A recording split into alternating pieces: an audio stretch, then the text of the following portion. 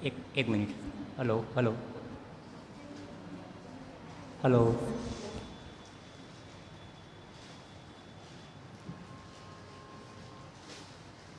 સૌને નમસ્કાર. મને ગમતું પુસ્તક યુવા વાર્તાલાપમાં આપ સૌ પુસ્તક પ્રેમી મિત્રોનું હૃદયથી સ્વાગત છે.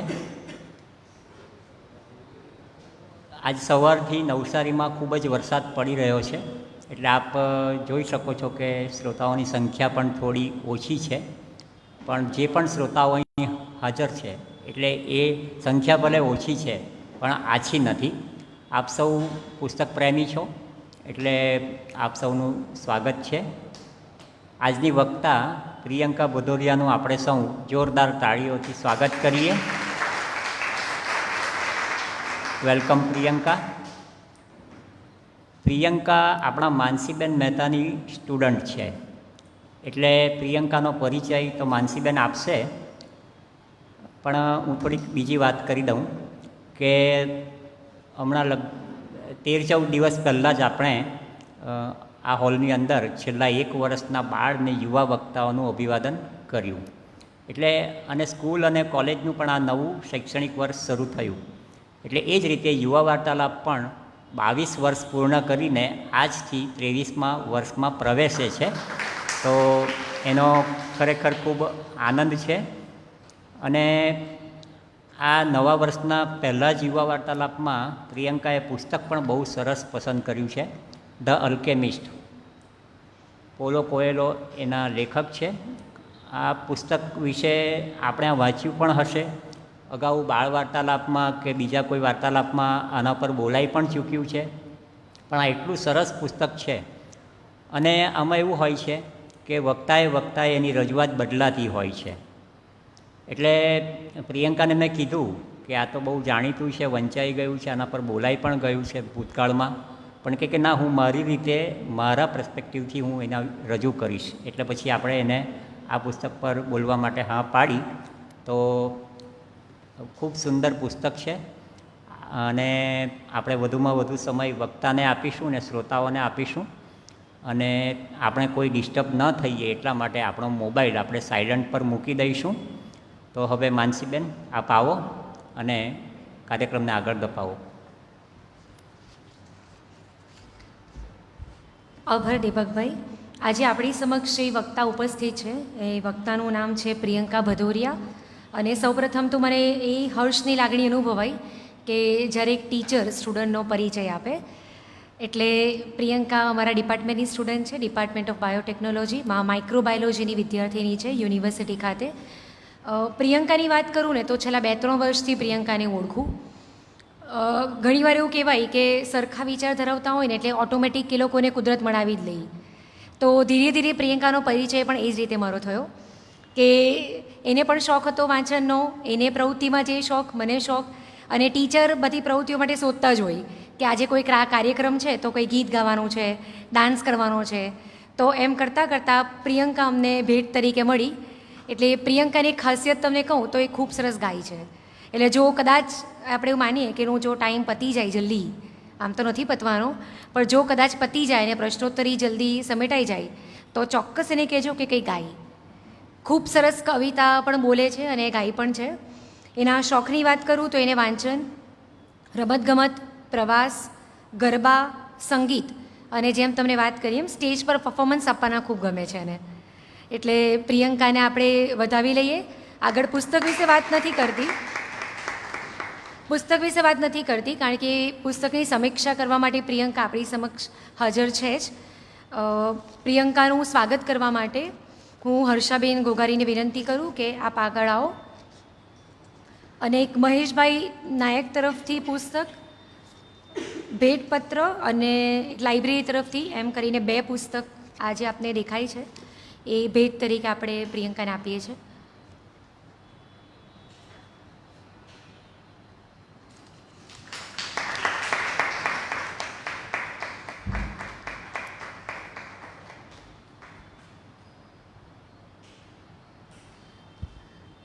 આ હતી આપણા આજના વક્તાની વાત. હવે આપણે ગમતાનો કરીએ ગુલાલ અંતર્ગત વ્યક્તિ વિશેષની વાત કરીએ. આપણે એવું કરીએ છીએ યુવા વાર્તાલાપમાં કે કોઈ વ્યક્તિનો જન્મદિવસ હોય એ મહિનામાં, તો એના વિશે થોડી માહિતી આપણે આગળ પાછળ કંઈક આપીએ. તો શું લાગે કોની વર્ષગાંઠ છે આ મહિનામાં? કદાચ કોઈ એમ તમારા ધ્યાનમાં હોય. એક તમારા ધ્યાનમાં ના હોય તો હું તો તમને કહેવાની જ છું કે કોણ છે. અને એવા વ્યક્તિ વિશે વાત કરીશ કે એટલે આપણે નાના હતા ને ત્યારથી એમના વિશે ભણતા આવ્યા, એટલે આજે થોડું કંઈક રિકોલ કરશું એના નામથી, એના કંઈક તથ્યોથી. તો એમનું નામ છે ચંદ્રશેખર આઝાદ. એમનું બર્થડે છે 23 જુલાઈ 1906ના રોજ મધ્યપ્રદેશના ભાભરા ગામે. અને ચંદ્રશેખર આઝાદ એટલે પહેલું તેમ જ થાય એક એમના નામ પ્રમાણે કે હું આઝાદ છું અને આઝાદ જ રહીશ. એમનું સૌથી ફેમસ એમનું સેન્ટેન્સ, ખૂબ જ ક્રાંતિકારી. અને એવું કહેવાય કે જેમ ગાંધીજીનો એક સમુદાય હતો તેમ આમનો પણ એક સમુદાય હતો શસ્ત્રોવાળો, પણ એનો ઉદ્દેશ એક કે ભારતની સ્વતંત્રતા. એમના વિશે બે પ્રસંગો કહીશ. એમનું સાચું નામ કોઈને ખબર છે? ચંદ્રશેખર આઝાદનું સાચું નામ ચંદ્રશેખર તિવારી. સાચું નામ હતું ચંદ્રશેખર તિવારી. અને આઝાદ નામ કેવી રીતે પડ્યું આમ તો આપણને બધાને ખબર જ છે, તે છતાં આપણે રિકોલ કરીએ કે બનારસની એક અદાલતમાં જ્યારે એમની ઉંમર 15 વર્ષ હતી ત્યારે અદાલતમાં તેમને લાવવામાં આવ્યા અને એક અંગ્રેજ જજે તેમને પૂછ્યું કે તમારું નામ શું?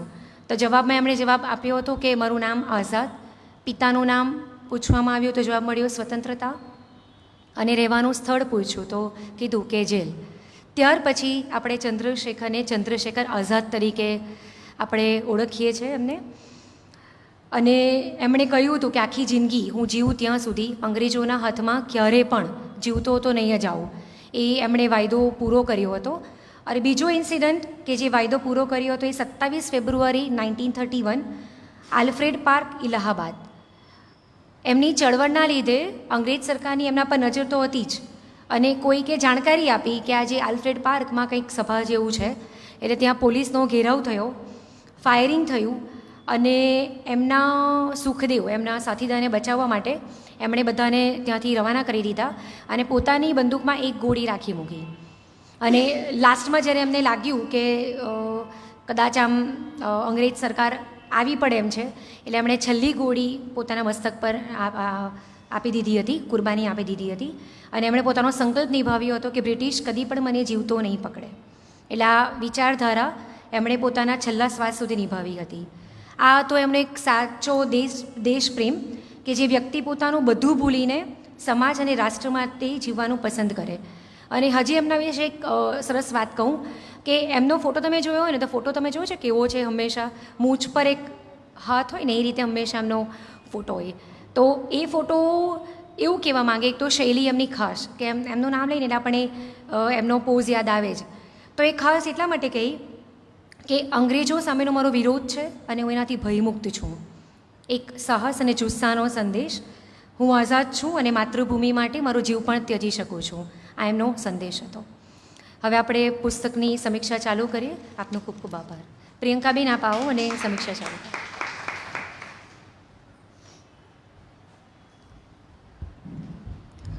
ગુડ ઇવનિંગ બધાને. મેમે કીધું તો ખરી કે એન્ડમાં અગર ટાઈમ વધે તો મને ગાવાનો મોકો આવે, બટ મારું ગળો અને મારું તબિયત સાથ નથી આપતા, એટલે એની માટે હું પહેલેથી જ સોરી કહી દઈશ. પુસ્તક સમીક્ષા માટે અહીંયા ભેગા થયા છે આપણે જ્યારે. તો નમસ્કાર બધાને ફર્સ્ટ ઓફ ઓલ, અને રાધે રાધે. मैं आज आपके समक्ष अल्केमिस्ट लेके आई हूँ. पोलो कोएलो लिखित अल्केमिस्ट. ये बहुत प्रसिद्ध बुक है और ऑल ओवर वर्ल्ड में इसकी बहुत ख्याति है. जब ये पता चलता है तब मुझे मेरे मन में आता है कि क्यों इतनी प्रसिद्ध बुक क्यों है ये. एक ही आंसर मिला मुझे, इसकी सरलता. हर चीज़ को इतनी सरलता से आपको कह दिया गया है इसमें. आपके हर एक चीज़ आपको दिल को छू के जाएगी इसकी. हर एक चैप्टर, हर एक पन्ने में कुछ ना कुछ ऐसी बातें हैं, कुछ ना कुछ ऐसी लाइनें हैं जो आपको लगेगा कि ये तो मैं हूँ, ये तो मेरी कहानी है. और ये कहानी शुरुआत होती है कहानी की सांसारिक चीज़ों को ढूंढने से, खोज इसकी वहीं से शुरू होती। सांसारिक चीज़ों के पीछे एक गडरिया लगा रहता है, पर वो उसकी खोज कहाँ उस तक पहुंच जाती है, उसके अंदर के खजाने तक, उसको भी नहीं पता चलता। और हर चैप्टर, हर पहलू, इस कहानी जैसे आगे बढ़ती है, वैसे वैसे मैंने अनुभव किया कि ये तो मेरी खुद की कहानी है शायद। तो ये जब मैं पुस्तक पसंद किया और सर ने जैसे बोला कि ये तो सबने पढ़ रखी होगी, पर मैंने फिर कहा कि नहीं, मुझे अपने नज़रिए से इस बुक को दिखाना है। तो मैं इसको, आई होप मैं इसको जस्टिस दे पाऊँ। तो शुरू करते हैं। इस कहानी की शुरुआत होती है एक भेड़ चराने वाले गडरिये की। उसका नाम होता है सैंटियागो। दिल को, आत्मा को झंझोर कर रख देने वाली है उसकी कहानी। वो एक टूटे पुराने खंडर जैसे चर्च में बैठा रहता है, आसमान को देखता है क्योंकि वो टूटा हुआ है, आराम से वो तारे गिन रहा होता है, सो जाता है। उसको एक सपना आता है जो उसको बार बार आता रहता है। वो फिर से वही बार बार सपने आना उसके लिए इस बार थोड़ा अचंभित कर गया कि नहीं, ये बार बार क्यों आ रहा है। उसका ध्यान उस तरफ गया, पर फिर भी वो अपने में मस्त था। वो अपनी भेड़ों को बहुत अच्छे से समझता था। कहते हैं ना कि इंसानों की बॉडी लैंग्वेज होती है, जो शब्दों से ज़्यादा हम किसी की बॉडी लैंग्वेज से, उसके एक्सप्रेशन से ज़्यादा समझ सकते हैं अगर हमें उसकी नॉलेज हो तो। उसी तरह हर प्राणी, हर पक्षी बेज़ुबान होते हैं, इसलिए हमें लगता है इनको तो कुछ, ये क्या ही कह सकते होंगे, पर हमें सबको पता है अगर किसी के घर में पेट है तो वो हर चीज़ अपनी बॉडी लैंग्वेज से, अपने एक्सप्रेशन से कहते हैं। तो वो अपनी भेड़ों के एक्सप्रेशन बहुत अच्छे से समझता था, उनसे बहुत कुछ सीखता था कि बेज़ुबान जानवर कितना कुछ सिखाते हैं। बहुत कंफर्ट था वो अपनी भेड़ों के साथ और भेड़ अपने गडरिये के साथ। वो स्पेन में, एंडालुसिया में घूमता था, एक गांव से दूसरा गांव, उसका कुछ मोटो नहीं रहता था, वो घूमता रहता था। वो इस ड्यूरेशन में एक गांव पड़ता था जहाँ एक भेड़ है, उसका काम क्या होगा, ऊन बेचना और ऊन खरीद की सब जगह दूसरे गांव में जाके ऊन बेचना। तो ऐसे ही एक दुकानदार के पास वो जाता है दूसरे गांव में। वहाँ एक लड़की होती है जो उसको बहुत अच्छी लगती है। वो ऑलवेज उसके दिमाग में रहती है, पर वो उसके बारे में खुद ही सोचता है, वो क्या सोचती है वो भी खुद ही सोचता है, और सारी चीज़ें उसकी वो खुद ही सोच लेता है। लड़की को कुछ मौका ही नहीं देता कि लड़की का पर्सपेक्टिव क्या होगा। और वो अपनी भेड़ों से बात करता रहता है कि लड़की के बारे में भी, कि आज वो क्या सोचती होगी, उसका वो तो ऐसे तो उसके पास कितने भेड़ चराने वाले आते होंगे, ऊन बेचने वाले आते होंगे, सेम कहानियाँ कितनी बार सुनती होगी, वो मुझे क्यों ही याद रखेगी। ऐसे करते करते वो हमेशा अपनी भेड़ों से जुड़ा रहता था, नेचर से कनेक्टेड रहता था। और उसके हाथ में दो चीज़ ऑलवेज रहती थी। उसके बैग में एक बियर की बॉटल, क्योंकि ठंडी से बचने के लिए, और दूसरी उसके हाथ में ऑलवेज एक किताब होती थी।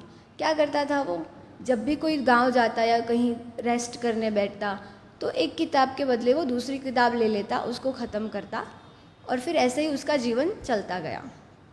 उसको लगता था कि बस मैं ऐसे ही करता रह जाऊंगा, कुछ नहीं, पर कंटिन्यूस वो उसका सपना उसके दिमाग में ही घूमता रहता है। फिर एक दिन वो जाता है अब आती है वो गडरिया कैसे बना। एक्चुअली उसका अगर फैमिली बैकग्राउंड देखने जाए तो जब सैंटियागो के पिता एक चर्च में पादरी थे। अब पादरी का लड़का पादरी बनेगा ना, जैसे सोसाइटी का कॉन्सेप्ट है उसके हिसाब से तो यही होना चाहिए, पर उसने नहीं माना। उसने अपने पापा को कह दिया था कि मुझे दुनिया घूमनी है। पापा ने बोला कि बस तुम 2-3 दिन का तेरा बुखार है, बस थोड़े दिन में उतर जाएगा। ये सारी चीज़ें इसमें बहुत अच्छे से लिखी हैं, मैं आपको एंड में जाके इसके कुछ चीज़ें आपको बताऊंगी। पापा ने कह दिया कि नहीं, तुम्हारा बुखार है, 1-2 दिन में उतर जाएगा, तुम फिर से, हम ऐसे घूम नहीं सकते, तुम कहाँ भटकते रहोगे, ये भटकता जीवन अच्छा नहीं है, तुम्हें सेटल हो जाना चाहिए एक जगह पे। पर होता है ना, अंदर का बनी जागता रहता है, वो उथला मारता रहता है कि नहीं भाई, मुझे घूमना है, मुझे अपनी दुनिया देखनी है, ये कायनात देखनी है, जिसने बनाया है उसने कितनी अच्छी दुनिया बनाई है, मुझे सब देखना है। उसने पापा से ज़िद की।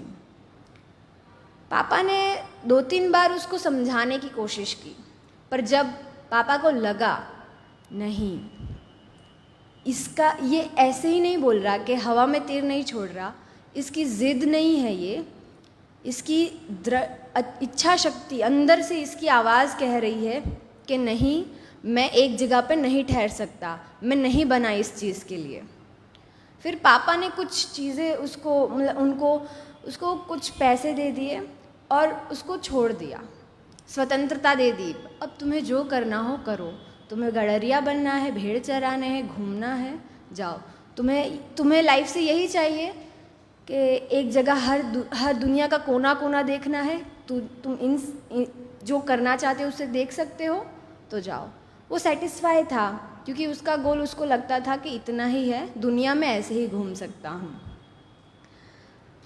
अब जब भी वो ऐसे अपनी भेड़ों को चराता रहता था इस ड्यूरेशन में, और कहीं घूमता रहता था, तो वो कभी ना कभी भेड़ के बारे में सोचने लगता था, या भेड़ क्या सोचती होंगी, भेड़ के पास दिमाग होता होगा, उनके दिमाग में, उनके लिए तो यही ना, खाना मिल जाए, पानी मिल जाए, और बस रास्ता मिल जाए कहीं। रास्ता तो मतलब अगर हमें पता हो तो सब सन, सूरज, सभी जो चरने वाले पशु होते हैं उनको रास्ता दिखाता रहता है, मतलब उनका कुछ ना कुछ सिंक्रोनाइजेशन होता है नेचर के साथ कि उनको रास्ता पता लगने लगता है। तो अगर इंसान गलती कर जाए कभी कभी, मतलब वो कभी कभी रास्ता भटक जाता था, तो भेड़ उसको रास्ता दिखाने लगते थे कि ऐसे ऐसे जाना है। तो वो उस बॉन्डिंग में इतना घुल मिल जाता था कि उसको लगता था कि ये लोग कितने, मतलब मासूम उसको लगते थे, भेड़ के कितने मासूम हैं, उनको पता भी नहीं है मैं इनको लीड करता हूँ, उन पे दादागिरी करता हूँ, ये लोग मान भी लेते हैं।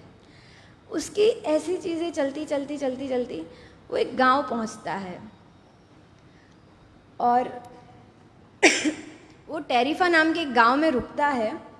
वहाँ उसे पता, क्योंकि वो बहुत उसने ट्रैवल किया होता है, तो उसको एक आइडिया रहता है कि टेरिफा नाम के गांव में एक मतलब जो कार्ड्स देखते हैं, भविष्य बताते हैं, वो एक ऐसी बुढ़िया वहाँ रहती थी जो भविष्य बता सकती थी। और उसको इतना जानना था कि जो मैं सपना बार बार देख रहा हूँ उसका मतलब क्या है। वो किसी से शेयर नहीं करता था अपनी चीज़ें, पर ये जो रिपीट हो रहा था, तो उसको आया दिमाग में कि चलो एक बार में पूछने में क्या जाता है, अगर है तो देख लेंगे, आखिरकार डिसीजन मेरा रहेगा ना, मुझे क्या करना है।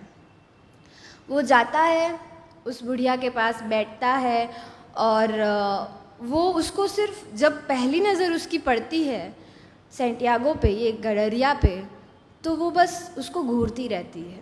बहुत देर तक घूरा उसने। वो जो गडरिया होता है वो थोड़ा सहम जाता है कि ये ऐसा क्यों देख रही है। फिर उसने, वो कुछ बोले उससे पहले ही उसने उससे सवाल कर लिया कि तुम्हें बहुत टाइम से कुछ सपना आ रहा है ना। तो उसको लगा कि इसको किसने बताया, मैंने तो अभी तक इससे बात भी नहीं की।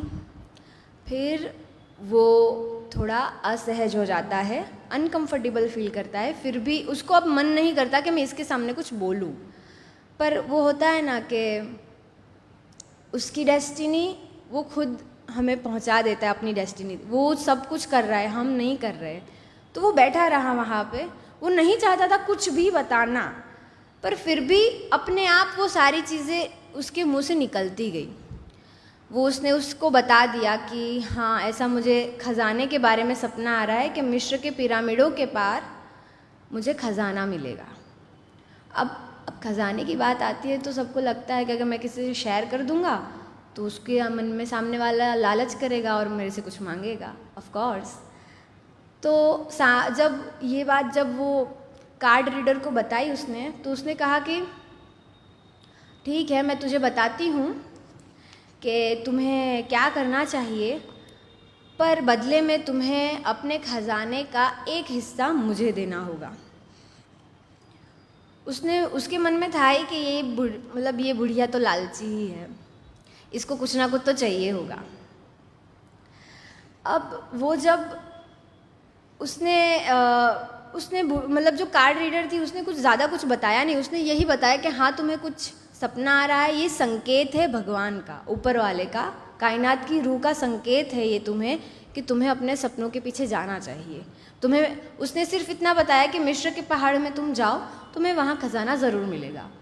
अब वो सोचता है कि तुमने मुझे नया क्या बता दिया, ये तो मुझे सपने में आ गया था। तो उसने बताया कि बहुत सरल दिखने वाली चीज़ें ही ज़िंदगी की सबसे असाधारण चीज़ होती है। तो वो ये एक लाइन उसके दिमाग में बहुत घर कर गई।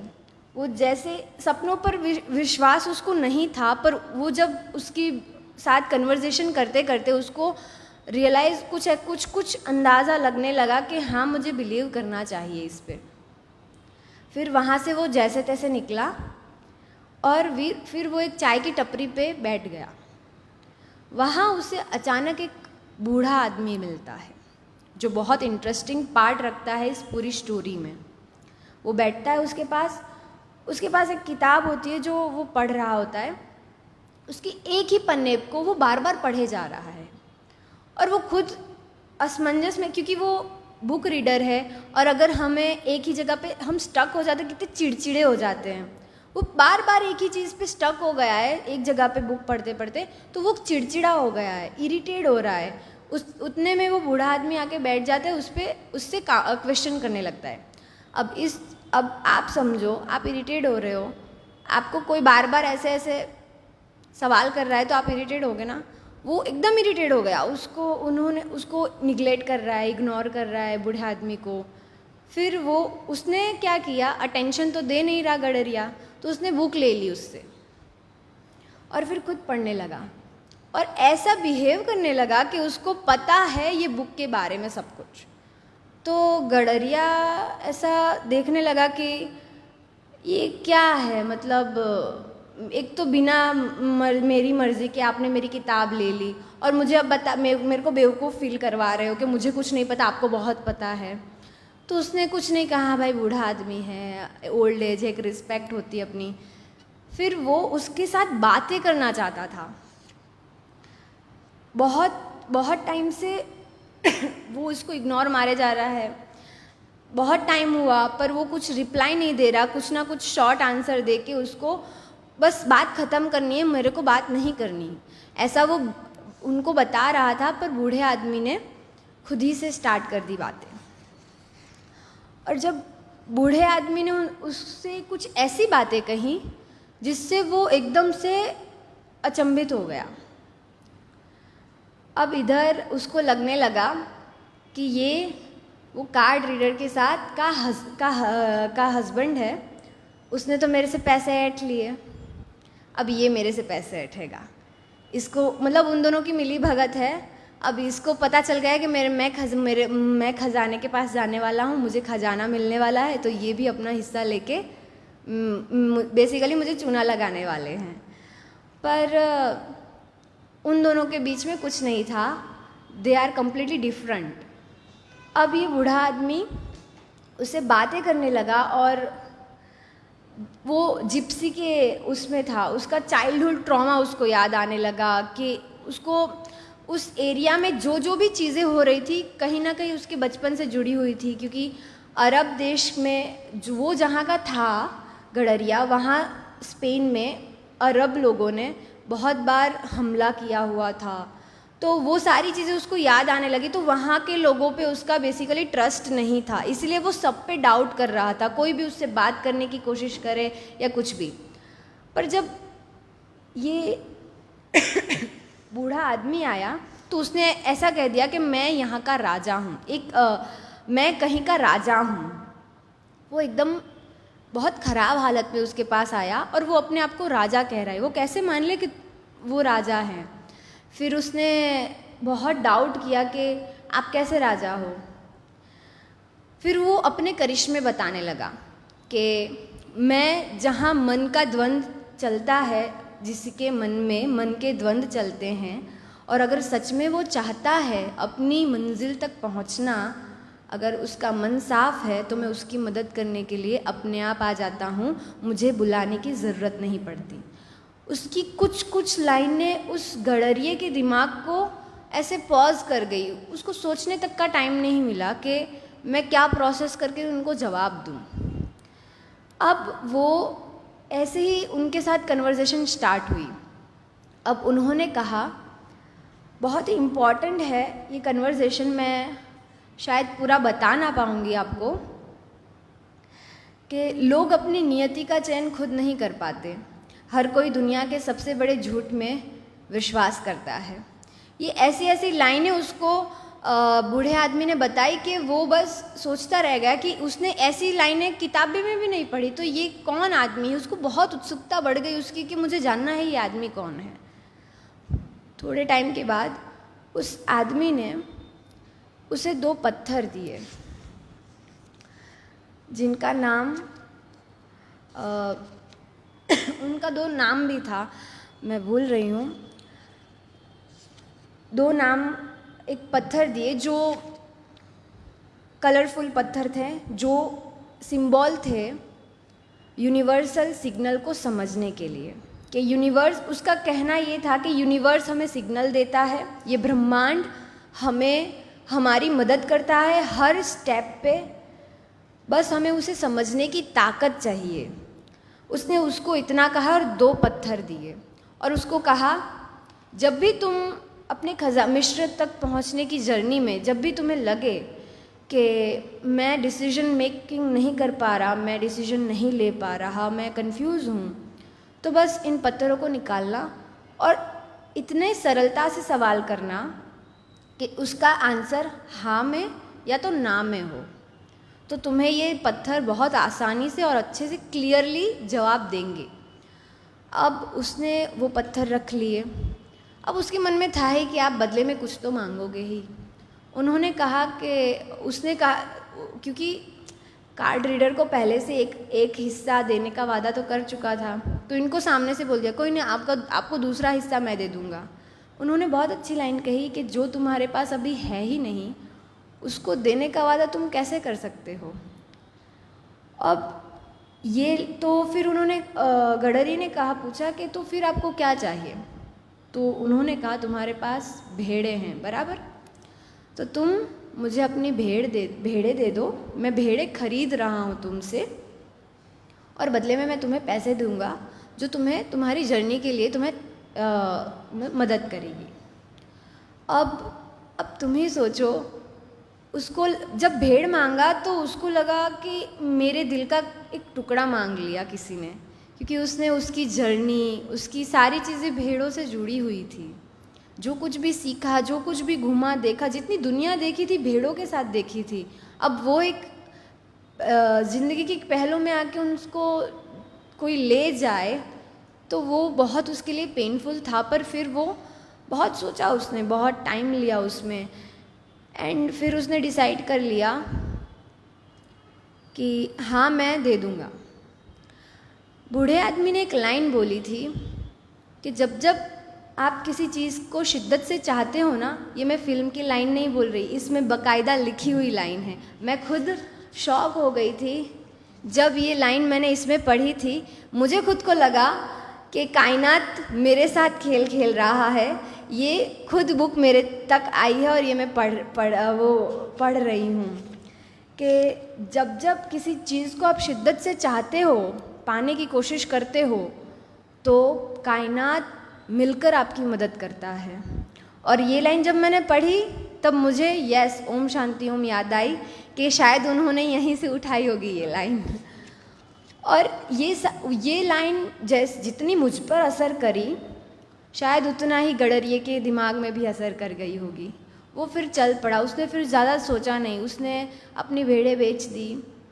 मुश्किल था पर उसने करा, फिर वो निकला।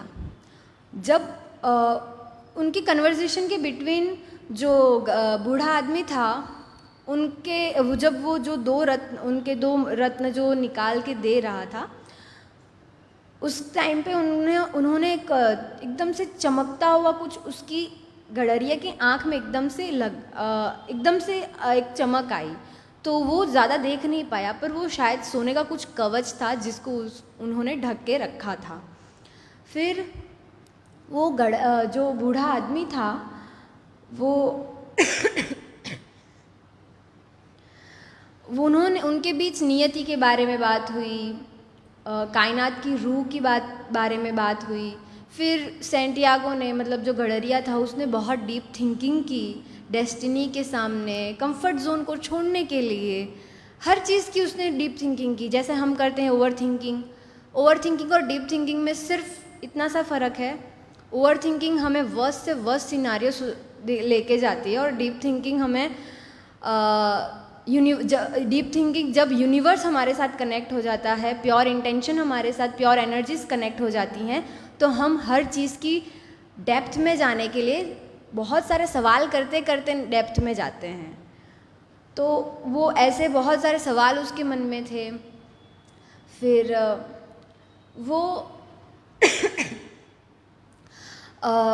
वो जब जा रहा था तो उसको एक कहानी सुनाई। जब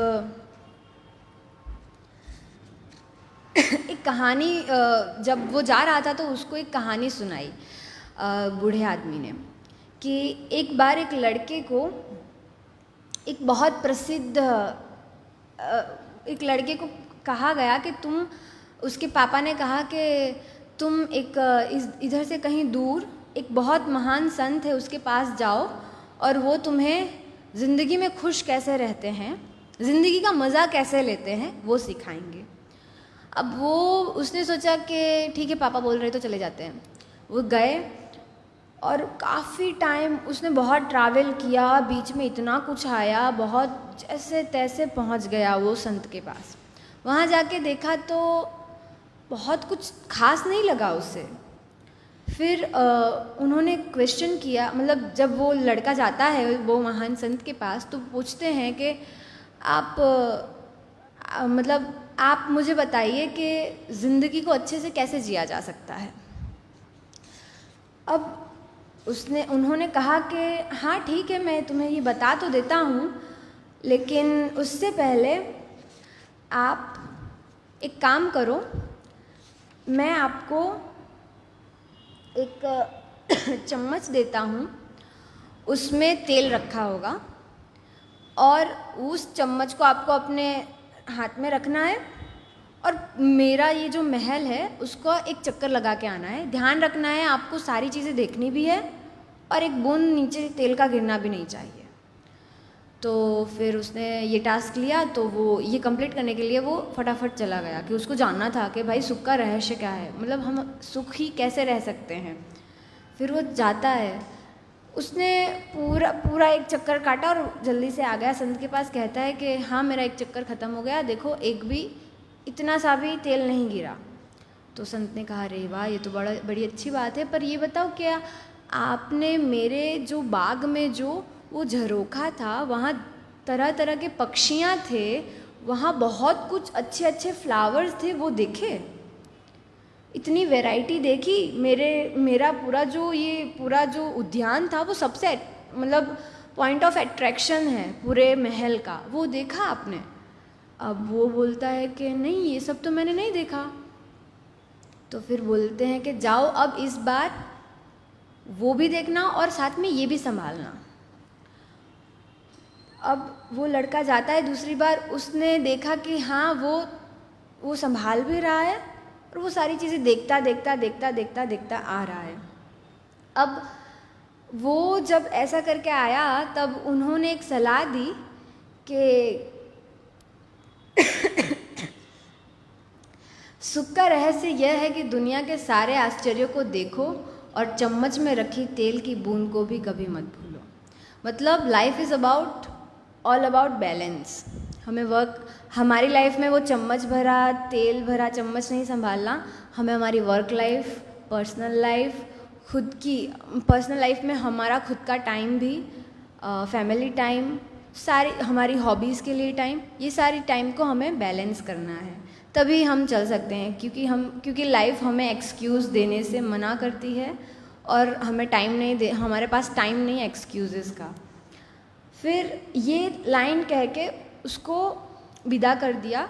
अब जो बूढ़ा आदमी था वो उस टेरिफा के चोटी पे जाके बैठ गया और वहाँ से उन्होंने बस इतना सोचा कि मैंने तो उसको जाने दिया, पर मैंने उसको ये नहीं बताया मैं असलियत में कौन हूँ। और वहीं वो बूढ़ा आदमी और कायनात की रूह बोल लो या भगवान कह लो, उनके साथ वो बवाल मतलब उनके साथ थोड़ा अनबन करने लगा कि वो मेरे को याद कैसे करेगा, वो मेरे को याद रखेगा कैसे। उसके दिमाग में एक बात रह गई, पर कोई नहीं, जो था वो यहीं ख़त्म होता है। फिर जो गडरिया होता है वो जाता है, एकदम मोटिवेशन फुल था, अभी ताज़ा मोटिवेशन बूढ़े आदमी ने दिया था, तो एकदम एनर्जेटिक था, एकदम अच्छे से, एकदम फुल फोकस भी था। अब वो जाता है एक अफ्रीका के कुछ इलाकों में जाता है और वहाँ जाके वो वहाँ का सिस्टम और स्पेन का सिस्टम बहुत अलग होता है, कल्चर भी अलग होता है। बस उसको इतना पता था कि अरब में, क्योंकि अरबी देशों ने बहुत आक्रमण किया था उनके ऊपर, तो उनको थोड़ा बहुत आइडिया था। और गडरिये की एक ख़ास बात बताऊं, वो रेगिस्तान से उड़कर आने वाली जो हवा थी, वो एक हवा उसको लगता था कि मैसेज लेके आती है। जब उसने डिसीजन लिया कि मुझे अब गडरिया नहीं रहना, अब मैं अपनी लाइफ में आगे जाना चाहता हूँ, तो उसने कह दिया कि वो हवा आई, तब उसने लास्ट डिसीजन लिया था कि नहीं, अब मैं गडरिया बनना छोड़ रहा हूँ, भेड़े बेच रहा हूँ, अब मैं ये हवा जहाँ से आती है वहाँ उस तरफ जाना चाहता हूँ। अब वो जाता है वहाँ तो वहाँ उसकी लाइफ इधर थोड़ी डिफरेंट पाथ पे चली जाती है। वो एक अंग्रेज़ से मिलता है पहले, जो एक आदमी से मिलता है, एक कैफ़े में बैठा होता है, वहाँ उसको बियर नहीं मिलती और वो वहाँ बोली भी उसको नहीं आती, क्योंकि उसको स्पेनिश आती थी और वहाँ के लोग को नहीं आती थी, वो अरबी बोलते थे, उसको थोड़ी थोड़ी समझ में आती थी, बट वो होता है ना लैंग्वेज बैरियर, तो वो कम्युनिकेट नहीं कर पा रहा था। वहाँ एक बंदा आता है, उसके पास बैठता है, वो उस पर विश्वास कर लेता है और उसको अपना सारा पैसा सब कुछ दे देता है। पता नहीं, वो ऐसा होता है ना, कोई अपनी आटी में ले लेते हैं हमें बेवकूफ़ बना के, तो उससे सारे पैसे ले लेता है, सारी चीज़ें ले लेता है और वो उस पर ना चाहते हुए भी ट्रस्ट करने लगता है। पर उसके दिल में था कि नहीं, इसके साथ ही आजू बाजू ही रहूँगा भाई, इसका कुछ भरोसा नहीं है। वहाँ एक चौक पड़ता है, वहाँ जब भी टाइम, एक स्पेसिफिक टाइम जब शाम होती है या सुबह होती है, तो सब लोग अपनी प्रेयर के लिए लग जाते हैं। वहीं जहाँ है वहीं वो प्रेयर करने लगते हैं। वहाँ एक बहुत ही अद्भुत तलवार उसको अचंभित करती है, बहुत पुरानी होती है, तो वो उसको 2-3 मिनट तक देखने के चक्कर में वहाँ से वो जो बंदा उसके साथ में था वो रफू चक्कर हो जाता है। उसके पैसे गए, उसका सारा सामान गया, उसके पास सिर्फ अभी भी एक बुक थी, उसके पास 2 रत्न थे और उसके पास एक बियर की बॉटल जो आधी ही थी। उतना सामान लेके अब वो उसने ज़िंदगी में कभी नहीं रोया, वो लड़की के लिए भी नहीं रोया, वो गडरिया जब छोड़ रहा था तब भी नहीं रोया, अपनी भेड़ें बेच दी तब भी नहीं रोया, लाइफ में घर छोड़ दिया तब भी नहीं रोया। पर उस टाइम पे वो रोया क्यों? क्योंकि उसके पास कुछ नहीं बचा। अब फैमिली के पास भी नहीं जा सकता, दोस्त भी नहीं रहे क्योंकि अलग एरिया में, अपने भेड़ें भी बेच दी, पैसे थे वो भी गए। इस टाइम पे इंसान को लगता है कि मेरे पास उसके सारे कनेक्शन काम नहीं आ रहे, उसने जो ज़िंदगी में कमाया सब कुछ लुट गया, अब वो सच्ची में कुछ नहीं है उसके पास, खोने के लिए भी नहीं। अब यहाँ से जो भी हो सकता है वो पा ही सकता है। बहुत रोया वो, बहुत चीख चीख के रोया उस टाइम पे। वो जहाँ वो चबूतरा था वहाँ बहुत रोया।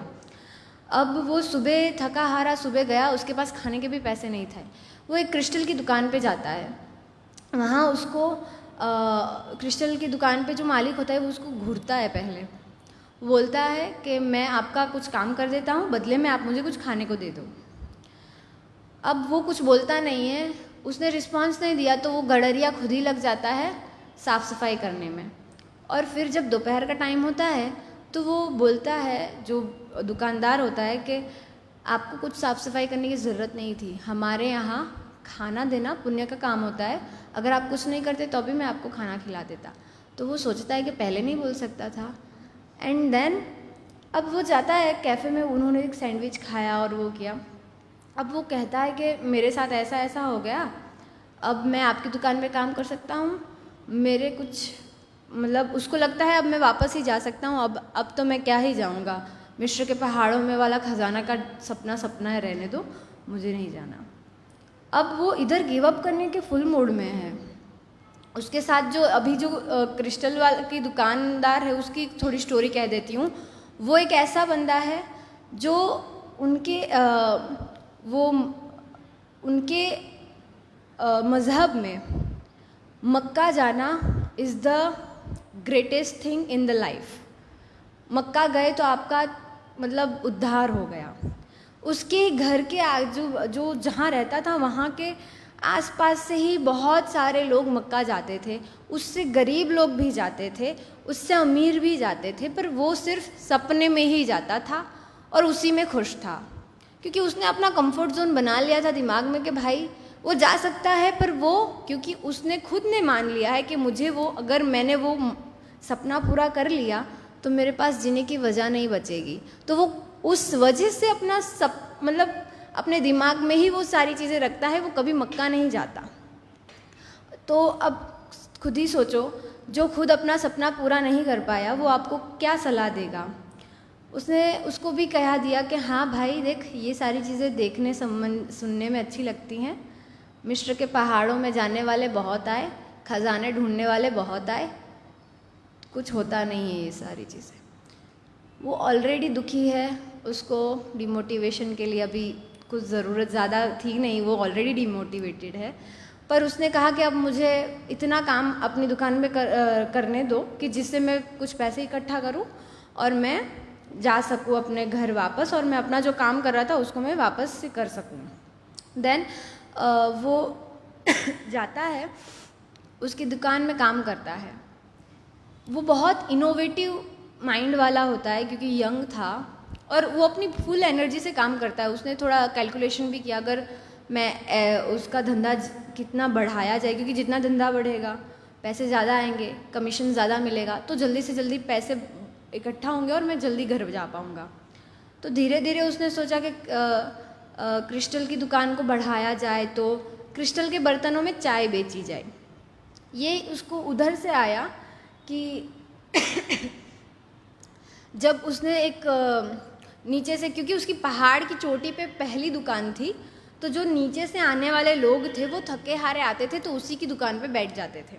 अब बर्तन देख के तो वो बेचारे क्या ही करेंगे, उनको कुछ पीने का या कुछ ऐसा मिल जाए तो उनको राहत मिले। तो उसने उस सोच से, उस चीज़ को देख के उसने सोचा कि ऐसा करना चाहिए, ऐसा इनिशिएटिव लेना चाहिए।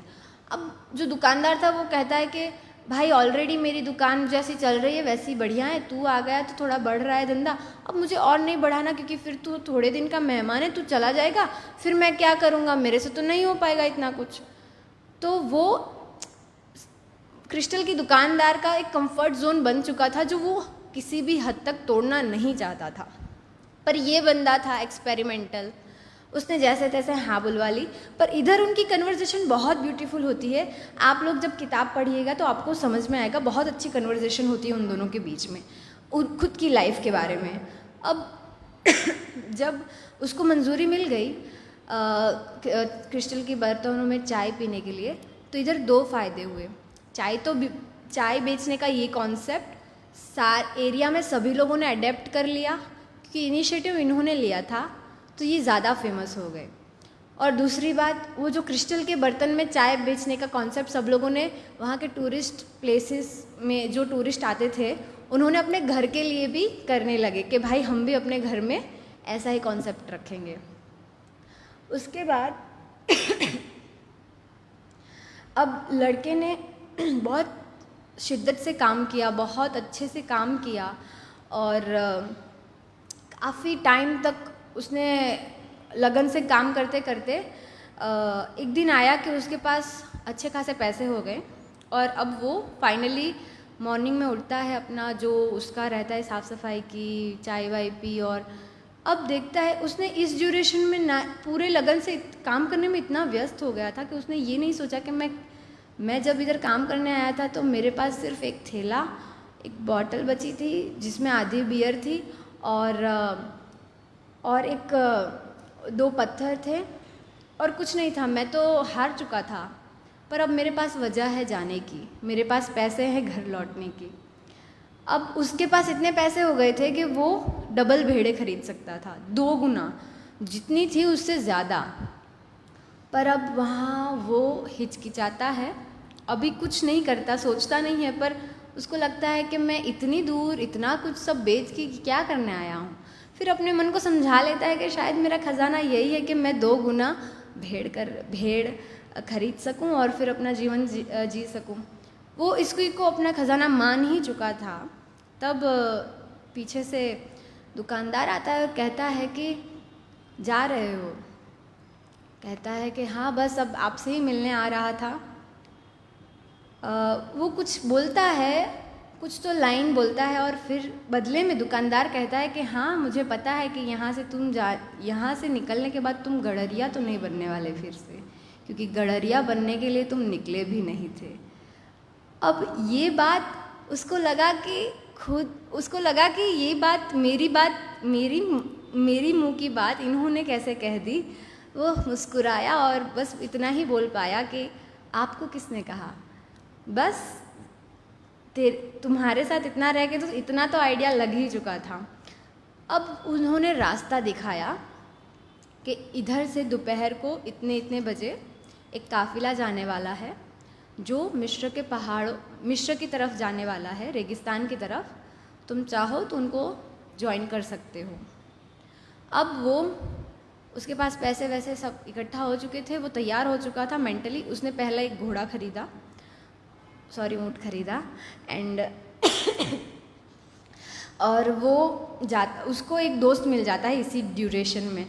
पहले ये काफ़िला जाता है, उससे पहले उसकी मुलाकात एक अंग्रेज़ से होती है जो एक बहुत बड़ा स्कॉलर होता है, किसी यूनिवर्सिटी से पढ़ा होता है। उसका मकसद सिर्फ एक ही था कि उसको कीमियागर से मिलना है, और कीमियागर मतलब जो किसी भी धातु को सोने में कन्वर्ट कर देते हैं। और उसको बस उनकी कला सीखनी थी कि ये कीमियागिरी करते कैसे हैं। और उसने इस चक्कर में सारी चीज़ें, बुकिश नॉलेज उसको सब था, पर उसके पास कॉमन सेंस थोड़ा कम था, जो बुक में आपको कहीं कहीं दिखता है। वो जाता, उनसे मिलता है और कहते हैं ना कि हम किसी से यूं ही नहीं मिलते, हर किसी से मिलने की कोई वजह होती है। तो उधर वो जो अंग्रेज़ था वो कहते हैं कि उनकी बीच बातचीत होती है और वो कहते हैं कि तुमसे मिलना ऐसे ही नहीं हुआ है, तुम्हारा मिलना ये लिखा हुआ है। वो इन सारी चीज़ों में वो भी मानता था और गडरिया तो मानता ही था, इसीलिए तो वो यहाँ तक पहुँच गया। देन वो आगे चलता है कि अब जो गडरिया था उसको हर चीज़ देखने की नज़रिया उसका बहुत अलग था, अंग्रेज़ का नज़रिया बहुत अलग था, पर वो लोग साथ में थे क्योंकि उनकी मंजिल एक ही थी। वो लोग चलते गए थ्रू आउट दी जर्नी। जो गडरिया था वो रेगिस्तान को बहुत अंदर से महसूस करता जा रहा था, क्योंकि क्योंकि भेड़ों के साथ रहता था तो नेचुरल कनेक्शन वो ज़्यादा अच्छे से समझ पा रहा था। और जो अंग्रेज़ था वो अपने बुक में लगा रहता था कि क्या इन आजू बाजू तो क्या ही देखे, क्या है रेगिस्तान में, दूर दूर तक रेत दिखेंगे और दूर दूर तक सिर्फ रेत दिखेगी, तो रेत में तो मैं क्या ही समझूँ, इनको जो मेरे साथ आसपास चल रहे हैं उनको मैं क्या समझूँ। पर जो गडरिया था, उसका कहना था कि रेगिस्तान की अपनी एक आवाज़ है, अगर तुम ध्यान से सुन सको तो उसकी हवा की सनसनाहट तुम्हारे कान में आके कुछ कहानी सुना के जाएगी। हर एक जो चल रहा है, ऊँट चला रहा है या ऊँट पर बैठा है, या जो बच्चे हैं, या जो वो उसकी सन्नाटा है, वो दूर दूर तक जो सन्नाटा है, वहाँ जो एकाध पेड़ दिख रहे हैं, वो हर किसी की कुछ ना कुछ कहानी है। समझने की ज़रूरत और एक नज़रिए की बस कमी है। अब ये सारी चीज़ें जब वो लोग रात में एक जगह स्टे करते थे या थकने के लिए मतलब ऐसे रुकते थे, तब वो लोग सोचते थे, तब उन दोनों के बीच में बातें होती थी। तो अंग्रेज़ कहता था कि ऐसा कुछ होता नहीं है, तो उन दोनों ने एक्सचेंज कर लिया अपना वर्क। अंग्रेज़ वो देखने लगा रेगिस्तान को और ये बुक पढ़ने लगा। बुक पढ़ते पढ़ते भी उसका बिलीव सिस्टम स्ट्रांग हुआ और वो कुछ नया सीखा नहीं, और अंग्रेज़ जैसा था वैसा ही था, उसका माइंडसेट कुछ बदला नहीं। अब वो लोग काफ़ी लंबा टूर करके एक जगह नखलिस्तान पहुंचते हैं। अब ऐसा होता है ना कि रेगिस्तान में पानी दिख जाए तो कितना बड़ा सुकून मिल सकता है। वो इतना लंबा ट्रैवल करके आए और उनको एक खजूर का पेड़ दिख गया तो उनके लिए तो चांदी चांदी हो गई। बहुत खुश थी, पूरा क्राउड एकदम खुश हो गया। वो लोगों को थोड़े दिन के लिए स्टे वहीं करना था, क्योंकि वहाँ ऐसा होता है कि अंदर अंदर भी झगड़े होते रहते हैं रेगिस्तान में, तो उनके लिए वो उधर स्टे करने के लिए गए। अब जब गडरिया वहाँ पहुँचा तो उसका गोल था कि उसको जल्दी से जल्दी मिस्र के पहाड़ों तक पहुँचना था। अंग्रेज़ तुरंत अपने काम में लग गया, उसको कीमियागर से मतलब था, तो वो फटाफट उसकी खोज में लग गया। अब जब अंग्रेज़ ऐसे ही, वहाँ का रूल है कि वहाँ ज़्यादातर आदमी नहीं थे, क्योंकि आदमी हमेशा ऐसे युद्ध में और ऐसी चीज़ों में व्यस्त थे। वहाँ ज़्यादातर बच्चे और औरतें रहती थी। वहाँ का रूल था कि आप जो घूंघट करे लड़कियों से बात नहीं कर सकते, जो घूंघट नहीं करती उनसे आप बात कर सकते हो। तो पहले दिन तो उनके साथ थोड़ा उन्होंने कांड कर दिया कि एक घूंघट वाली औरत से कुछ बात कर ली, तो वहाँ उनको रूल नहीं पता थे, इसीलिए।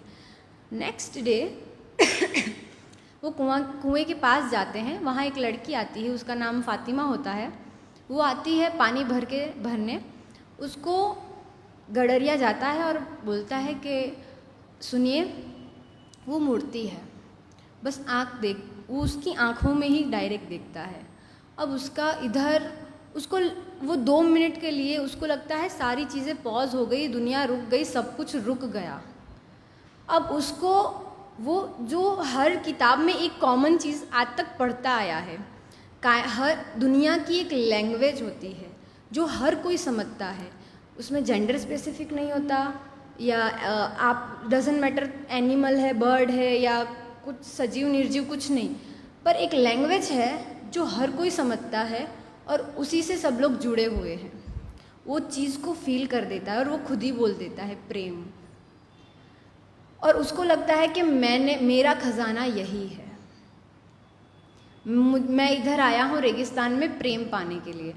अब वो कुछ बोल ही नहीं पाता और वो ऐसे कुछ नहीं कर पाता। देन आता है उसका दोस्त अंग्रेज़ और कहता है कि क्या, उसको ऐसे झंझोता है और कहता है कि पूछ कीमियागर कहाँ है।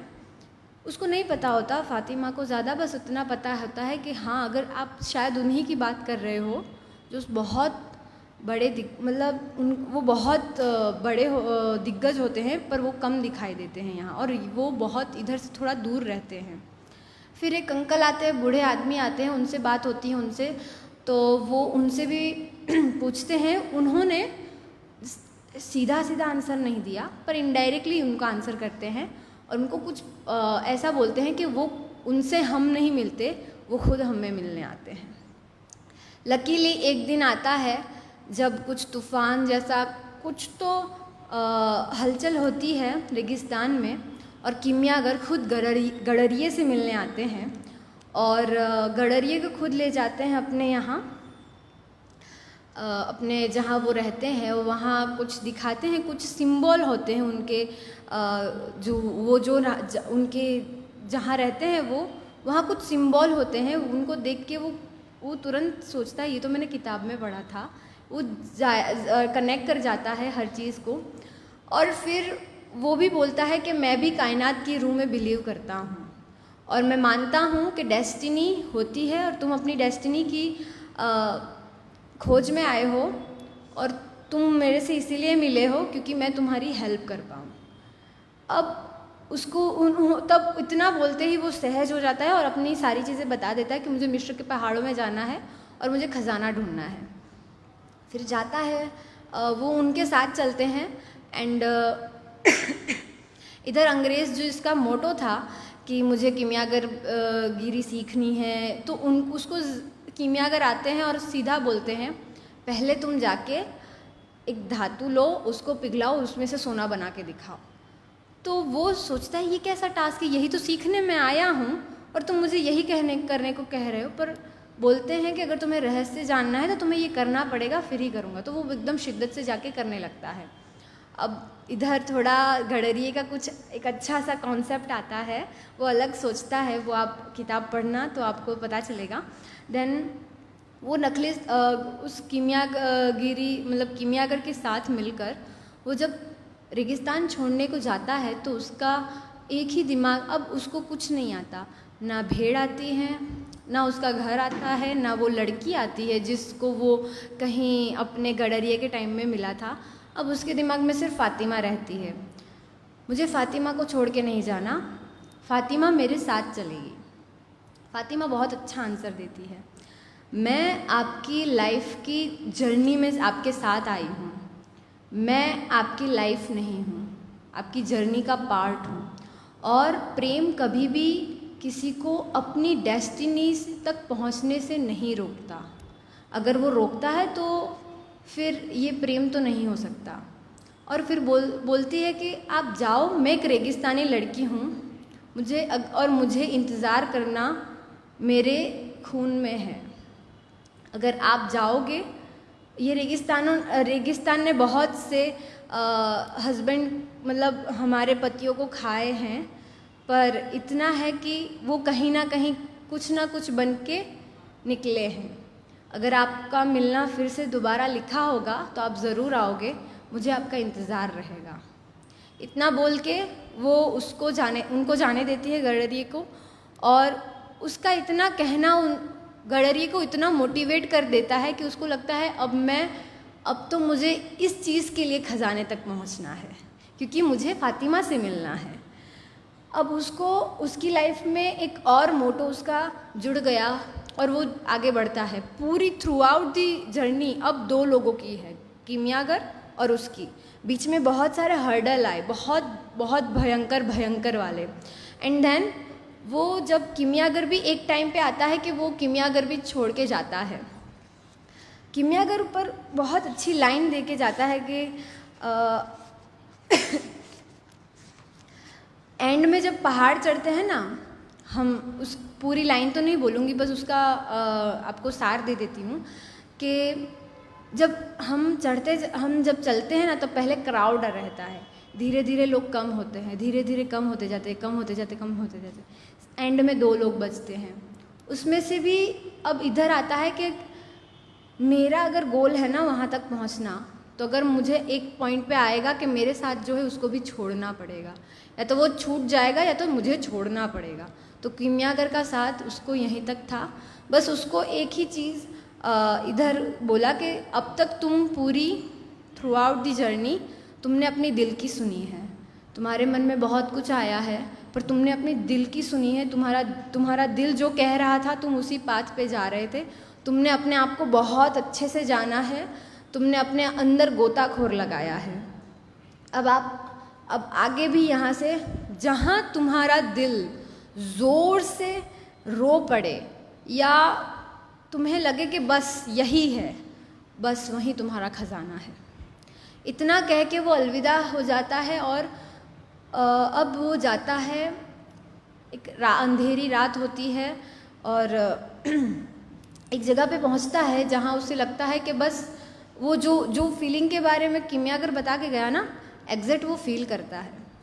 वहाँ बैठता है और उस रेत की चोटी पे सामने वो देखता है मिस्र के पिरामिड। उसको याद आता है कि दुकानदार ने बोला था ऐसे पिरामिड तो तुम अपने घर के पीछे पत्थर से भी बना सकते हो। उसने देख के बोल दिया कि उसने तो कहा था पर मैं इतने हज़ारों पत्थर भी जोड़ लूँ ना तो ऐसे पिरामिड नहीं बना पाऊँगा। वो देख के इतना खुश होता है, अपनी किस्मत पे इतना गर्व करता है, वो बस दिल से थैंक यू बोलता है। उसके दिमाग में ऐसा नहीं आता मैं किसको क्या कह दूँ, या तब तो फ़ोन वोन था नहीं, तो बस उसको ऐसा था कि उस खुशी को वो कैसे जिए, बस वो रो पड़ता है और कुछ नहीं। वो जहाँ रोता है, उसके जहाँ आंसू गिरते हैं वहाँ एक कीड़ा वहाँ से जाता है। और रेगिस्तान, जितना उसने रेगिस्तान को इस जर्नी में समझा, उसको इतना समझ में आया कि ये जो कीड़े हैं वो इनका कुछ यूनिवर्स से कनेक्शन है, वो सिग्नल देते हैं। बस उसने वहीं खोदना स्टार्ट कर दिया। खोदता गया, पूरी रात खोदने में निकाल दी। काफ़ी टाइम तक उसके हाथ छिल गए, पेन हो रहा है, ताकत नहीं बची, फिर भी वो खोदता गया।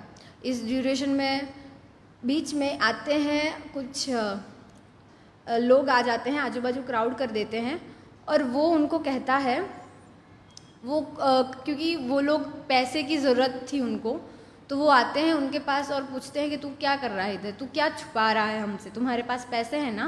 वो बोलता है नहीं मेरे पास कुछ नहीं है, उनसे थोड़ी बवाल होती है। फिर वो उनमें से एक लड़का देख जाता कि इसके पास पैसे हैं जेब में, तो वो फिर उससे सारे पैसे ले लेते हैं और फिर कहते हैं कि इसको और खोदो, क्योंकि वो जो खोद रहा था तब उसको कुछ ना कुछ मिला था। जैसे ही वो निकाल रहा था उतने में वो लोग आ गए थे। अब उन्होंने बहुत ज़ोर ज़बरदस्ती करके उससे बहुत खुदवाया, बहुत उसने खोदा भी, बट उसको कुछ नहीं मिला। अब जब कुछ नहीं मिला, उन्होंने पैसे भी ले लिए उससे।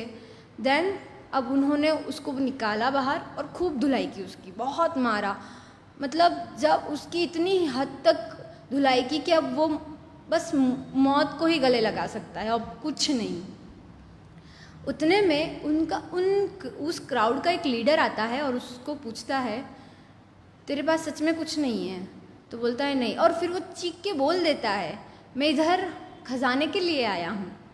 वो लीडर हंस पड़ता है उस पर मुझे, और बोल देता है कि मेरे को ऐसा सपना आया और मैं इधर आ गया।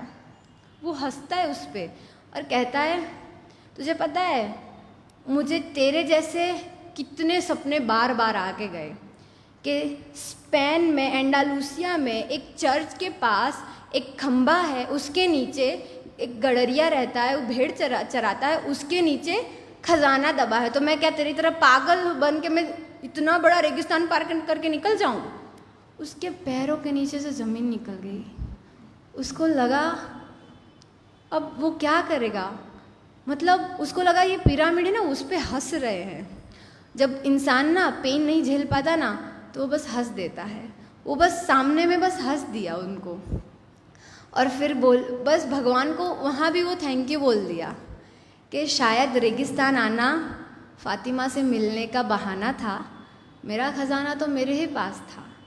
वो फिर से जाता है अपने उसी खंडर के पास, और वो खंडर के पास जब जाता है, अब उसके हाथ में ना ही बस्ता था, ना ही उसके पास भेड़े थी, उसके पास एक फावड़ा था जिससे वो खोद के अपना खजाना निकाल सके। और फिर उसका खजाना तो उसको उसी की जगह पे मिला। ये पूरी स्टोरी जब पूरी चल रही थी ना, बहुत अच्छी अच्छी लाइनें थी, टाइम कम है वरना मैं आपको बताती, पर एक चीज़ जो मुझे लगी, हमारी संस्कृति हमसे कहती है, ये तो फॉरेनर की बुक है, पर हमारी संस्कृति हमें कहती है कि साइकिल जहाँ से शुरू होती है ना वहीं पे आके रुकती है। ऐसा ही चलता है पूरा चक्कर, जीवन चक्र, जो जहाँ से शुरू होता है वहीं एंड होता है। ये स्टोरी ने मुझे वो चीज़ फील करवा दी। और ट्रस्ट मी, डेस्टिनी होती है, और अगर आप प्योर इंटेंशन से उस पर अपना 100 तो आजकल सब दे रहे हैं, पर 100 से लेके, क्योंकि इधर बैठते हैं वो सब कोई ना कोई कंपटीशन की तैयारी कर रहे हैं, 100 सब देते हैं, बस उससे बस 1%, 2% ज़्यादा देने वाले बच्चे होते हैं ना। और प्योर इंटेंशन से भाई करना है तो करना ही है, फिर तो नहीं सोचना। प्रोसेस में इतने इन्वॉल्व रहते हैं, जो क्रिस्टल की दुकान में वो था उसको पता भी नहीं चला। थ्रू आउट द रेगिस्तान वो बस चीज़ों को समझ रहा है, ऑब्जर्व कर रहा है, उसको पड़ी नहीं है कुछ चीज़ों की, जो हो रहा है उसने छोड़ दिया था खुद को। उसने गोल तैयार कर रखा है, वो खुद लेके जाएगा, मेरा काम है चलना।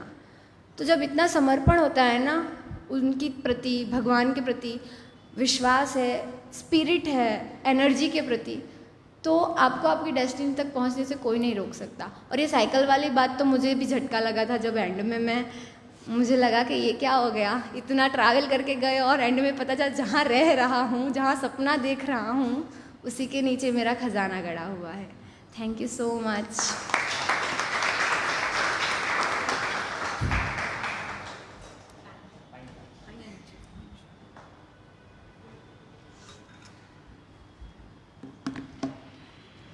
ખૂબ સુંદર વાર્તાલાપ.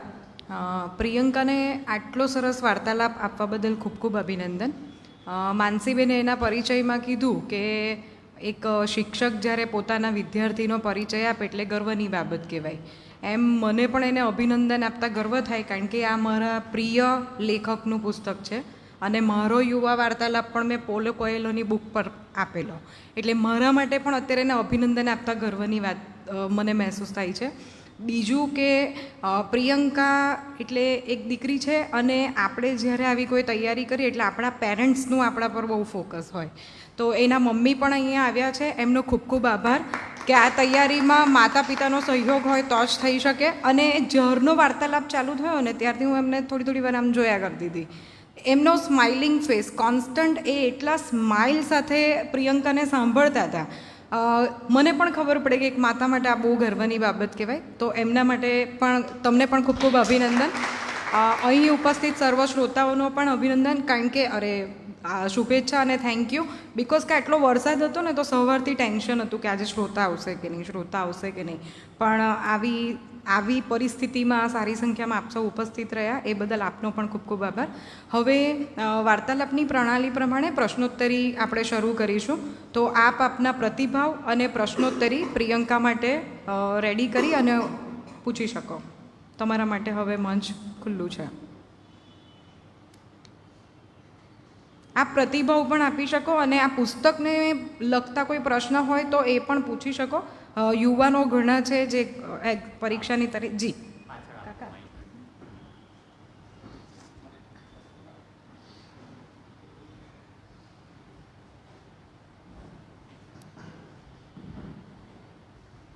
નમસ્કાર, મારું નામ નવીન અશોકભાઈ ગંડા છે અને હું સુરતથી આવ્યો છું.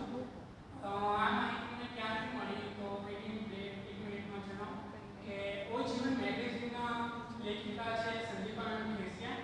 આઈ થિંક મને યાદ છે ત્યારે પહેલી વખત મેં યુટ્યુબ પર એનું સર્ચ માર્યું કે આટલા સારા લેખક છે તો ક્યારે યુટ્યુબ પર સાંભળવું એમ. તો એમણે એક અનુષા નામનું પુસ્તક પરિચય વાર્તાલાપમાં કરેલું હતું અને પછી મેં તરત જ ત્યાં સુરતના ફ્રેન્ડને કોલ કર્યો છે. અમે કીધું કે અમારી જોડે તો કોઈ માહિતી મળે, પણ તમે એકવાર લાઇબ્રેરીનો ગૂગલ પરથી કોન્ટેક્ટ કરો અને ત્યાંથી મેં દીપકનું કોન્ટેક્ટ કરવાને આવ્યા. સોરી કે ઓલરેડી બસ લેટ થઈ તો લેટ પહોંચ્યા. ને આ જે બુક છે તેનો રિવ્યૂ મેં આગળ એકવાર સુરતમાં સાંભળેલો હતો, પણ આ જે મેડમ સમજાવતા હતા એ બુકનું પુસ્તક વિશે કે જે માણસ સંઘર્ષમાં જેટલો હાથો હોય છે પણ પરિણામમાં તેટલો જીતતો હોય છે, એક વાક્યમાં જો કેવું હોય તો મને એ શીખ મળી. અને પહેલી વખત હું એવું કોમ્યુનિટી એટલે એવું ક્લબ શોધતો હતો કે ફોર એક્ઝામ્પલ કે કોઈ વ્યક્તિ દારૂ પીતો હોય તો સ્વાભાવિક છે કે બારમાં જવાનું અને બહાર શોધે કે ત્યાં મને દારૂ મળશે, અને બીજો કોઈ નશો હોય તો એ નશા માટે એ શોધતો હોય છે. પણ અમુક એ ફ્રેન્ડે ઘણી વર્ષોથી એવી ક્લબ શોધતા હતા કે જે માત્ર પુસ્તક માટે જીવતો હોય, જે માત્ર પુસ્તકો પર ચર્ચા કરે.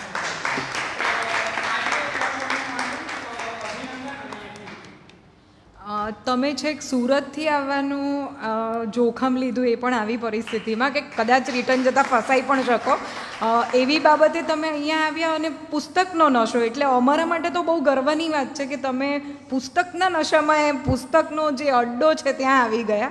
અને અમારી જે સયાજી વૈભવ લાઇબ્રેરી છે એ જ્ઞાનની ગંગા તો વહાવડાવે છે અને જીવંત પુસ્તકાલય છે. કદાચ આવા બહુ ઓછા એક્ઝામ્પલ્સ તમને મળે. તમે આવ્યા એ બદલ ખૂબ ખૂબ આભાર. પુસ્તક વિશે કોઈ ઓર પ્રશ્ન? યસ, સાચી વાત છે, એમની ડેસ્ટિની છે આ. સાચી વાત છે સરની.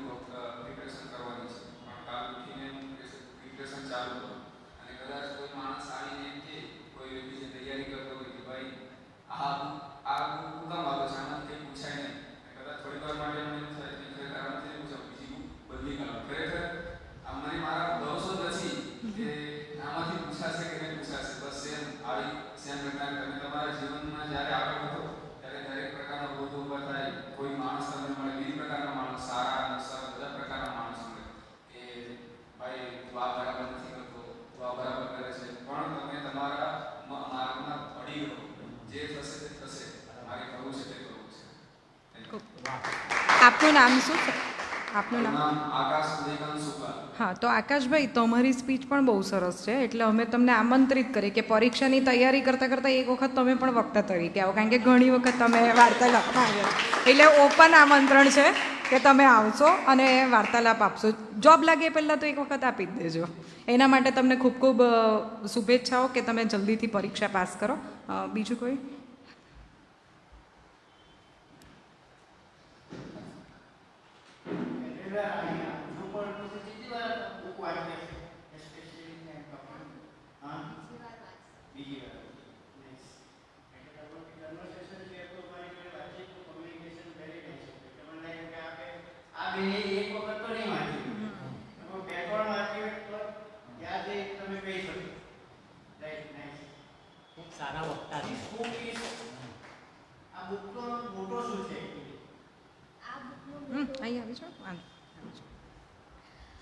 આ બુકનો મોટો એટલો છે કે હું સ્ટુડન્ટ છું એટલે મારી વાત કરું કે અમને ઓલવેઝ પેરેન્ટ્સ કહેતા હોય છે કે સ્ટડીમાં એક્સેલ કરો, કઈ વસ્તુ છે તેમાં એક્સેલ કરો. પણ આ બુક જ્યારે મેં વાંચી ત્યારે મને એક વસ્તુ સમજમાં આવી કે સાંસારિક વસ્તુઓમાં અચીવમેન્ટ મળતા જેમ ગડરિયાને આંતરિક ખોજમાં જે ખજાનો મળ્યો ને એનાથી એને જે મટીરિયાલિસ્ટિક વસ્તુ જાતે એની તરફ આવ્યા કરી. એણે વધારે એફર્ટ્સ મટીરિયાલિસ્ટિકલી લગાવ્યા, પણ એ ડ્યુરેશનમાં એણે સેલ્ફ રિયલાઇઝેશન કર્યું અને એ સેલ્ફ રિયલાઇઝેશન એને કાં બૂસ્ટ કરી દીધું એની સાંસારિક જગતમાં એને બી નહીં ખબર પડી. તો મેં જે છું કે હું બી ભટકું છું, પણ મારી ડેસ્ટિનીમાં મને પહોંચાડવા માટે આ બુકનો આ લાઈનનો એક હાથ રહેશે. તો આ પોલો કોએલો ફિલોસોફર છે, બહુ સારા. યસ. હા.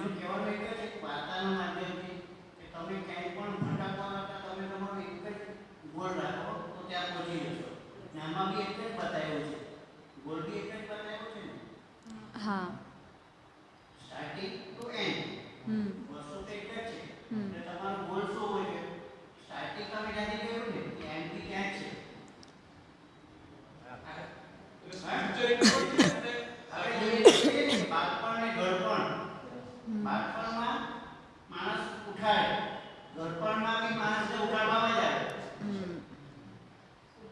યસ.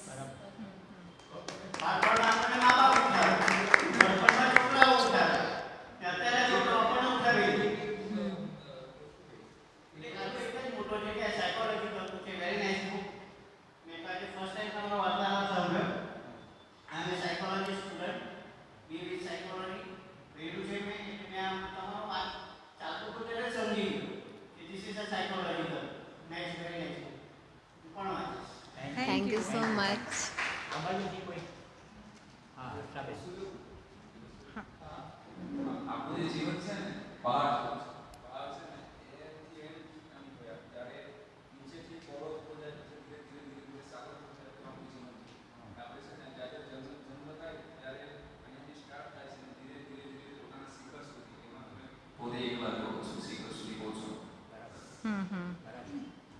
આ બાજુ હર્ષાબેન. Yes yes.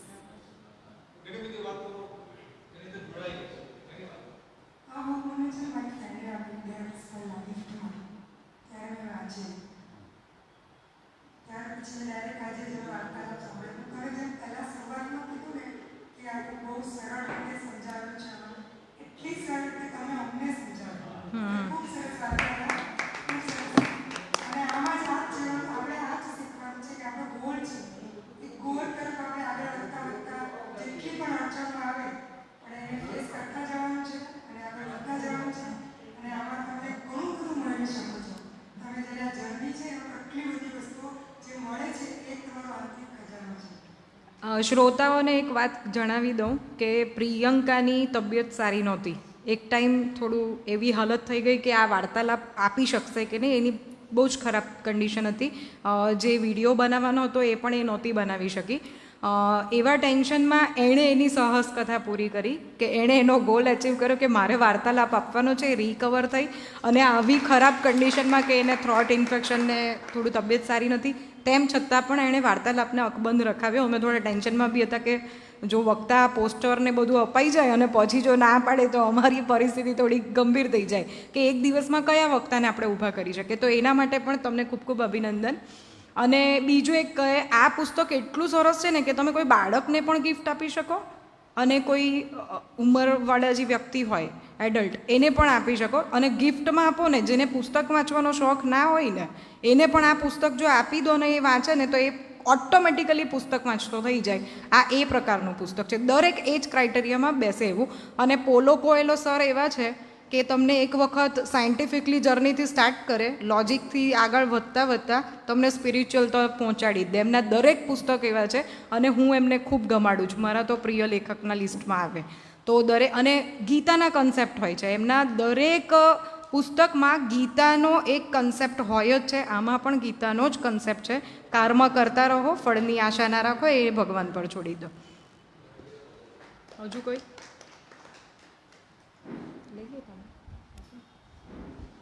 કોઈ કંઈ બોલવું હોય તો સાક્ષી, યસ.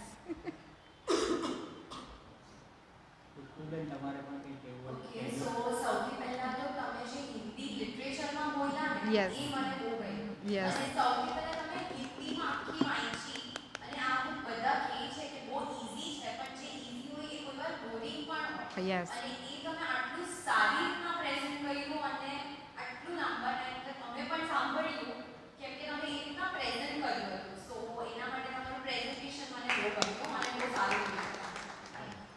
ખુશબુબેન તમારે કંઈ કહેવું? પાછળ શ્રી તારે પણ કંઈ કહેવું હોય તો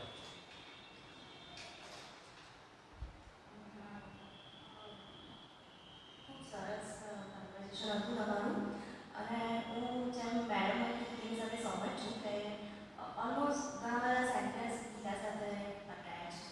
એટલે શું કહેવાય, હજી ડીપમાં જઈએ તો હજી પણ એટલે બહુ વધારે મિનિંગ નીકળે છે આપણી રિયલ લાઈફ સાથે પણ. અને હું પણ ગીતા વાંચી રહી છું એટલે હું કદાચ વધારે રિલેટ કરી રહી છું. Thank you so much.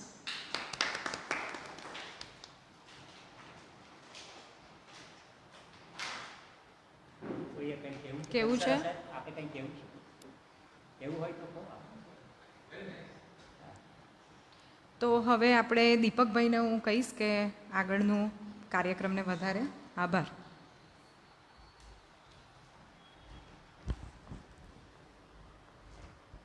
Priyanka ખૂબ જ સારી વક્તા છે અને એણે આ પુસ્તક હૃદયસ્થ કર્યું છે તો જ આટલું સરસ એ બોલી શકે ને એના માટે આપણે એને ખૂબ ખૂબ અભિનંદન આપીએ અને એને ખૂબ ખૂબ તાળીઓથી વધાવીએ.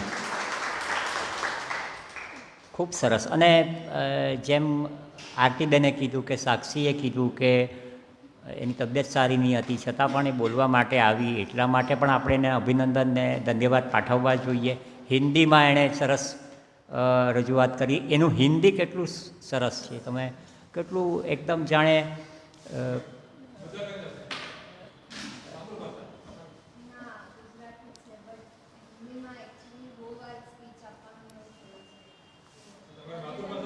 હા, એટલે એની માતૃભાષા ગુજરાતી છે પણ મેં એને પૂછ્યું તો કેમ હિન્દીમાં જ બોલવું છે, તો કે હિન્દી એવી ભાષા છે કે આપણે વધુમાં વધુ લોકો સાથે કનેક્ટ થઈ શકીએ એટલા માટે એણે હિન્દીમાં, અને પુસ્તક પણ એણે આ હિન્દીમાં જ વાંચેલું એટલે હિન્દીમાં પણ એનું હિન્દી બહુ સરસ છે. આમ એકદમ પ્યોર ગુજરાતી હોય તો એકદમ એટલું સારું હિન્દી ન બોલી શકે.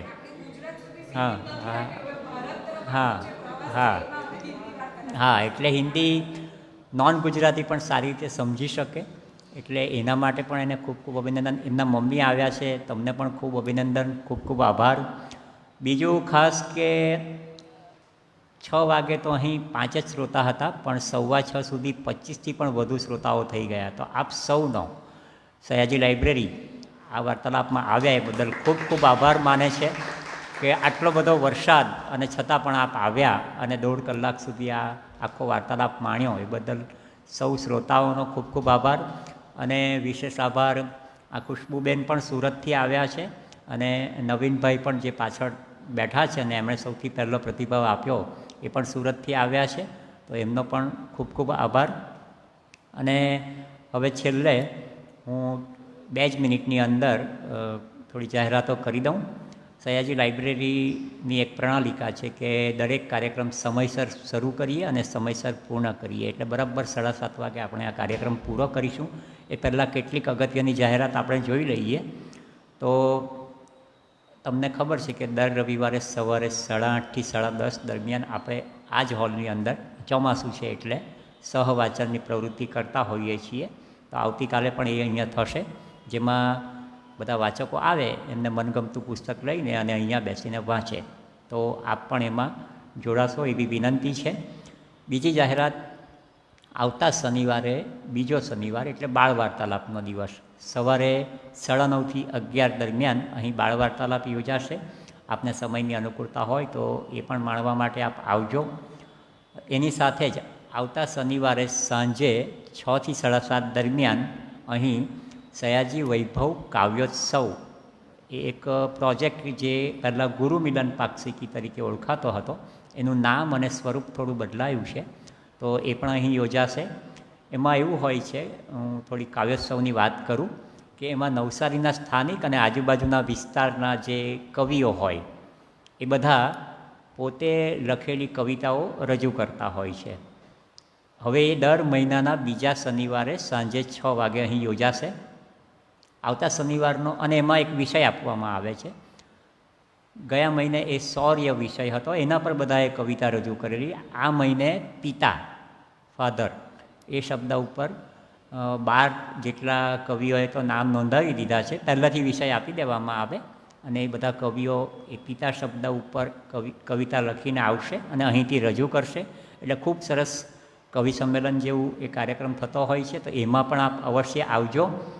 અને ત્યારબાદ આવતા મહિને પહેલા શનિવાર આપણો જે યુવા વાર્તાલાપ છે થાય છે એની પણ માહિતી આપું. 2 ઓગસ્ટ તારીખ આવે છે અને સાંજે 6 વાગે આપણા જે સુરતથી જે શ્રોતા પધારેલા છે આજે, ડૉક્ટર ખુશ્બુબેન ગજ્જર, તેઓ ફિઝિયોથેરાપિસ્ટ છે અને મરોલીના સરકારી દવાખાનામાં જોબ કરે છે.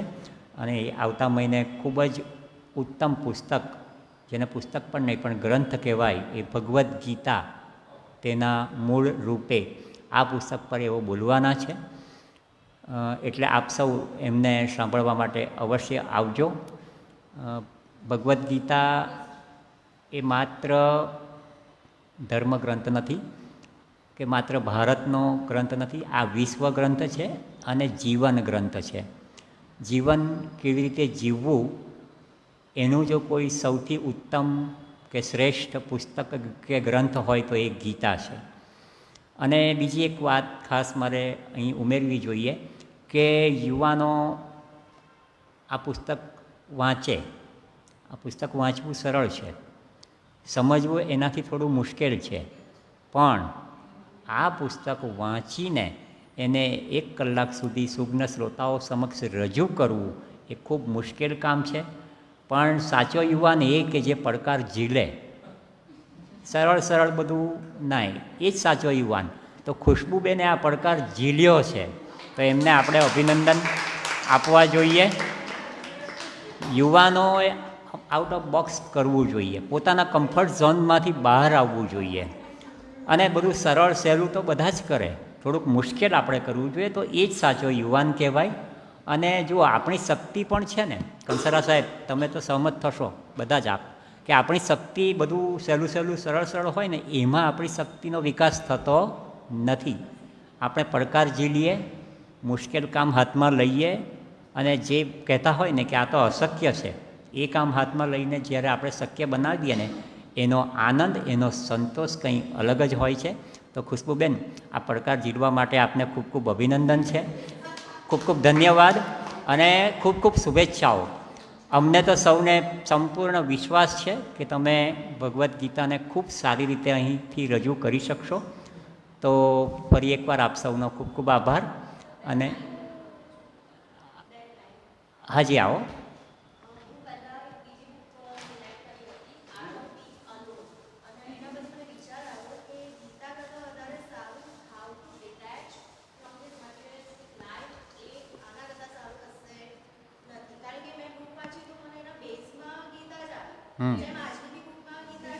હા.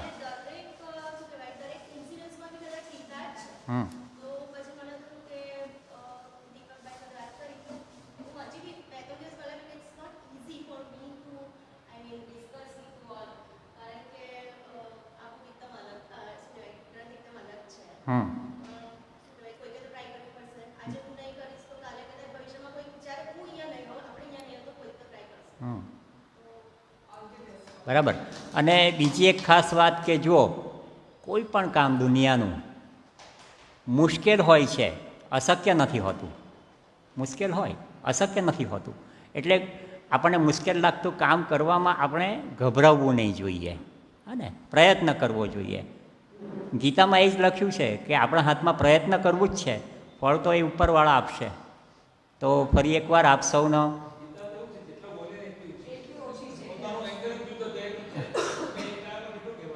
બરાબર છે.